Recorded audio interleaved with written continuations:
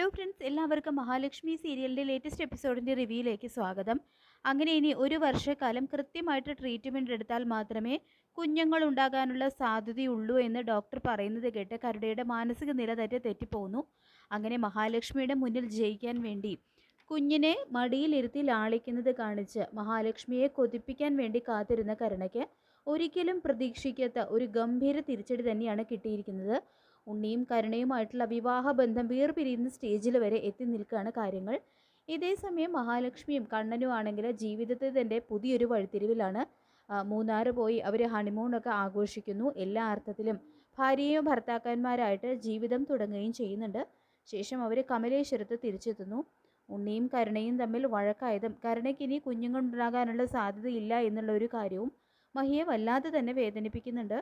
അപ്പോൾ മഹി കണ്ണനോടായിട്ട് പറയുന്നുണ്ട്, എന്തൊക്കെ ചെയ്താലും അവൾ എൻ്റെ അനിയത്തിയല്ലേ, മാത്രമല്ല അവൾക്ക് ജീവിതത്തെക്കുറിച്ച് വലിയ പക്വതയൊന്നും ഇല്ല എന്ന് പറയുമ്പോൾ എല്ലാം കരുണ തന്നെ വരുത്തി വെച്ചതാണ്. തന്നെ പായസത്തിൽ വിഷം ചേർത്ത് കൊല്ലാൻ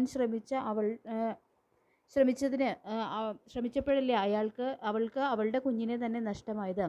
പിന്നെ മഞ്ജു ഗർഭിണിയാണെന്ന് കരുതി ആ കുഞ്ഞിനെ ഇല്ലാതാക്കാൻ മുന്നിൽ നിന്നതും കരുണ തന്നെയാണ്. അതിൻ്റെ ശിക്ഷയാണ് അവൾക്ക് കിട്ടിയത് എന്ന് കണ്ണൻ പറയുമ്പോൾ മഹിയാണെങ്കിൽ അതൊക്കെ കേട്ട് വല്ലാതെ തന്നെ സങ്കടപ്പെടുന്നുണ്ട് കേട്ടോ. തുടർന്ന് മഹി പറയുന്നുണ്ട്, നമുക്ക് എങ്ങനെയെങ്കിലും ഉണ്ണിയും കരുണയും തമ്മിലുള്ള ബന്ധം നേരെയാക്കാനായിട്ട് ശ്രമിക്കണം കണ്ണേട്ട എന്ന് മഹി വീണ്ടും പറയുമ്പോൾ ഉണ്ണിക്കും കരുണയ്ക്കും സ്വത്തിനോടും പണത്തിനോടും മാത്രമാണ് ആർത്തി, അല്ലാതെ പരസ്പരം യാതൊരു സ്നേഹവും അവർക്കിടയിലില്ല. ഒരു കുഞ്ഞു വേണമെന്ന് കരുണ ആഗ്രഹിച്ചത് തന്നെ തോൽപ്പിക്കാൻ വേണ്ടിയാണ്. അതുകൊണ്ട് അവരുടെ കാര്യത്തിൽ ഇടപെടാനായിട്ട് എനിക്ക് ഒരു താല്പര്യവും ഇല്ല എന്ന് തന്നെ തീർത്ത് പറയുന്നുണ്ട് കേട്ടോ കണ്ണൻ. ദുർഗയാണെങ്കിലും ഉണ്ണിയും കരുണയും തമ്മിലുള്ള ബന്ധത്തിൽ ഉലച്ചിൽ സംഭവിക്കാനുള്ള കാരണം അതിനെ മഹി തന്നെയാണ് കുറ്റപ്പെടുത്തുന്നത്. നീ അവനുമൊത്ത് യാത്ര പോയത് കരുണമോളെ വല്ലാതെ തന്നെ തകർത്തു. നിനക്ക് നിൻ്റെ അനിയത്തിയുടെ അത്രയ്ക്ക് സ്നേഹം ഉണ്ടായിരുന്നെങ്കിൽ ആ അനന്തുവിനെയും ലേഖയെയൊക്കെ കൂടെ കൊണ്ടുപോകുന്നതിന് പകരം ഉണ്ണിമോനെയും കരുണമോളെയും കൂടെ കൂട്ടായിരുന്നില്ലേ എന്ന് ചോദിക്കുമ്പോൾ അതിന് കരുണയ്ക്ക് ഞങ്ങളുടെ കൂടെ വരാൻ താല്പര്യം കാണില്ലെന്ന് ഞാനും കണ്ണേട്ടനും കരുതി. ഒരിക്കൽ അവളുടെ ബർത്ത്ഡേക്ക് നെക്ലസ് സമ്മാനിച്ചപ്പോൾ അവൾ അതെൻ്റെ മുഖത്തേക്ക് വലിച്ചെറിഞ്ഞ കാര്യം അമ്മയ്ക്കും അറിയാമല്ലോ എന്നെല്ലാം പറയുന്നുണ്ട് കേട്ടോ മഹിം. തുടർന്ന് നിങ്ങളെല്ലാവരും കൂടി ചെയ്തു കൂട്ടിയതിൻ്റെ തന്നെയാണ് നിങ്ങളെ തിരിച്ചു കൊത്തിയിരിക്കുന്നത് എന്ന് കണ്ണനും ദുർഗയുടെ വായടപ്പിച്ചുകൊണ്ട് നല്ല മറുപടി തന്നെ കൊടുക്കുന്നുണ്ട്. പിന്നീട് കാണിക്കുന്നത് മഹിയാണെങ്കിൽ കരുണയെ ചെന്ന് കാണുന്നുണ്ട് കേട്ടോ. എന്നിട്ട് പറയുന്നുണ്ട്, നീ വിഷമിക്കേണ്ട കരുണേ, നിനക്ക് അതിന് മാത്രം പ്രായമൊന്നും ആയിട്ടില്ലല്ലോ, എന്തായാലും നീ തോമസ് ഡോക്ടറെ ഒന്ന് ചെന്ന് കാണണം. അദ്ദേഹം നിനക്ക് ഉചിതമായിട്ടുള്ള ചികിത്സ നടത്തും. നിനക്കും ഉണ്ണിക്കും കുഞ്ഞുങ്ങളുണ്ടാവാൻ യാതൊരു ബുദ്ധിമുട്ടും ഉണ്ടാവില്ല എന്നെല്ലാം പറയുമ്പോൾ നിൻ്റെ ഭർത്താവ് അയാളുടെ അടുത്തേക്ക് മാസം തോറും ചികിത്സയ്ക്ക് പോകാറുണ്ടല്ലോ, എന്നിട്ട് എന്താ ഉണ്ടായത്? അയാളുടെ വലതുകാലിൻ്റെ വിരൽ ചെറുതായിട്ടൊന്ന് അനങ്ങിയതല്ലാതെ ഒരു പുരോഗതിയും ഉണ്ടായില്ലല്ലോ. നീ നിൻ്റെ കാര്യം നോക്കിയാൽ മതി, എന്നെ ഉപദേശിക്കാൻ വരണ്ട എന്ന് പറഞ്ഞുകൊണ്ട് മഹിയുടെ നേരെ തട്ടിക്കയറുകയാണ് കേട്ടോ ചെയ്യുന്നത് അഹങ്കാരത്തോടെ. എന്തായാലും അവർ ഹണിമൂൺ യാത്രയൊക്കെ കഴിഞ്ഞ് തിരിച്ചു വന്നിട്ടും ശത്രുക്കൾ ആരും തന്നെ കണ്ണൻ്റെ കാലുകൾക്ക് ചലനശേഷി കിട്ടിയിട്ടുണ്ട് എന്നുള്ള കാര്യം അറിയുന്നില്ല. അത് എല്ലാവരിൽ നിന്നും മറച്ചു വയ്ക്കുന്ന കാര്യത്തിൽ കണ്ണനും മഹിയും വിജയിക്കുന്നുണ്ട്. പിന്നീട് കാണിക്കുന്നത് മഹിക്ക് ഛർദിയും തളർച്ചയൊക്കെ ഉണ്ടാകുന്നുണ്ട് കേട്ടോ. അപ്പോൾ കണ്ണൻ്റെ മഹിക്കുവാണെങ്കിൽ മഹാലക്ഷ്മി പ്രഗ്നൻ്റ് ആണ് എന്നുള്ള കാര്യത്തിൽ ചില സംശയങ്ങളൊക്കെ ഉണ്ടാകുന്നുണ്ട്. ശത്രുക്കളാണെങ്കിൽ അവർ കരുതുന്നത് അവൾ വയറ്റിന് പിടിക്കാത്തത് എന്തെങ്കിലുമൊക്കെ കഴിച്ചു കാണും, അതിൻ്റെ തളർച്ചയാണ് എന്നൊക്കെ കരുതിക്കൊണ്ട് അതിങ്ങനെ പുച്ഛിച്ച് തള്ളുകയാണ് കേട്ടോ ചെയ്യുന്നത്. പിന്നീട് കാണിക്കുന്നത് മഹിയെ പരിശോധിക്കുന്നുണ്ട്. അപ്പോൾ ആ പരിശോധനയിൽ മഹി പ്രഗ്നൻ്റ് ആണെന്നുള്ള കാര്യം അറിയുന്നുണ്ട് കേട്ടോ. അപ്പോൾ അതറിയുമ്പോൾ ദുർഗയും കരുണയും അതുപോലെ തന്നെ പ്രതാപനും മുത്തശ്ശിയും ഒക്കെ ശരിക്കും ഷോക്ക്ഡായി പോകുന്നുണ്ട്. മോഹിനിക്കാണെങ്കിൽ ഒരുപാട് സന്തോഷമാവുന്നുണ്ട്.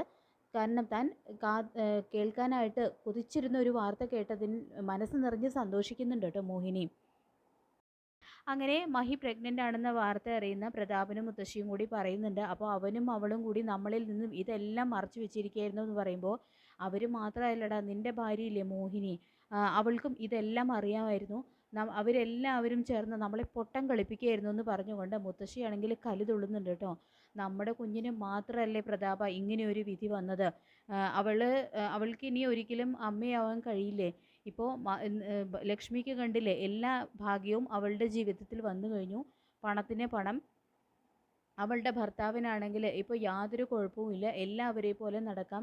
ഇപ്പോൾ ഇതാ അവൾക്ക് കുഞ്ഞുങ്ങളും ജനിക്കാൻ പോകുന്നു. ഇനി ഒന്നല്ല, ഒന്നോ രണ്ടോ മൂന്നോ കുഞ്ഞുങ്ങൾ അവൾക്ക് ജനിച്ചെന്നിരിക്കും. എല്ലാം കണ്ട് നമ്മുടെ മോൾക്ക് എങ്ങനെ നോക്കി നിൽക്കാനല്ലേ പറ്റൂ പ്രതാപ എന്ന് പറഞ്ഞുകൊണ്ട് അലമുറയിട്ട് കരയാണ് കേട്ടോ മുത്തശ്ശി.